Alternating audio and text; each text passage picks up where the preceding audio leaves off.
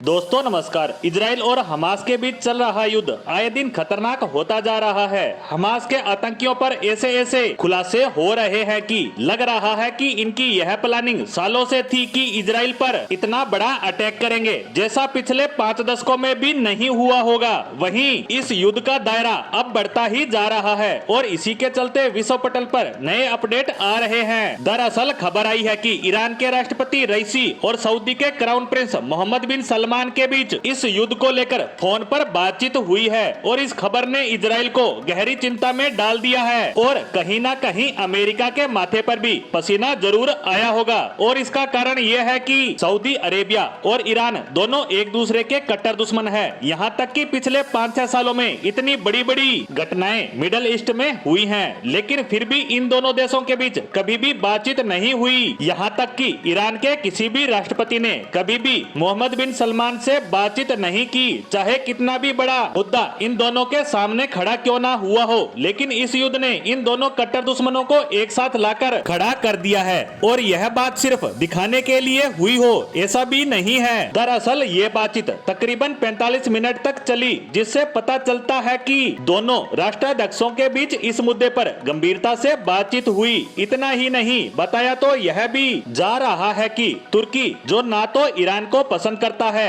और ना Saudi Arabia को, वो भी इनसे जुड़ने पर विचार विमर्श कर रहा है। यानी मुस्लिम वर्ल्ड के 3 बड़े देश इस मुद्दे पर एक साथ खड़े होने जा रहे हैं और यह इजराइल के लिए बहुत ही चिंताजनक बात है। अब आप कहेंगे कि क्या वाकई में सऊदी अरेबिया और ईरान एक साथ मिलकर इजराइल के खिलाफ मैदान में आ सकता है? तो देखिए, फिलहाल की परिस्थितियों को देखते हुए तो इसके चांस बहुत ही कम है, क्योंकि अमेरिका को अंदाजा हो गया था कि ऐसा हो सकता है। इसीलिए युद्ध शुरू होते ही उसने अपना सबसे शक्तिशाली हथियार यूएसएस जेराल्ड फोर्ड इजराइल की सुरक्षा में इसके बिल्कुल करीब लाकर खड़ा कर दिया और किसी भी अरब देश की इतनी हिम्मत नहीं है कि वह जेराल्ड फोर्ड से टक्कर ले सके, क्योंकि यह इतना खतरनाक है कि इनमें से किसी भी देश ने उसके खिलाफ जाने की कोशिश भी की तो वह उसे पूरी तरह से तबाह करने का मादा रखता है। लेकिन फिर भी इजराइल के लिए सऊदी, तुर्की और ईरान का एक साथ आना एक चिंताजनक बात है,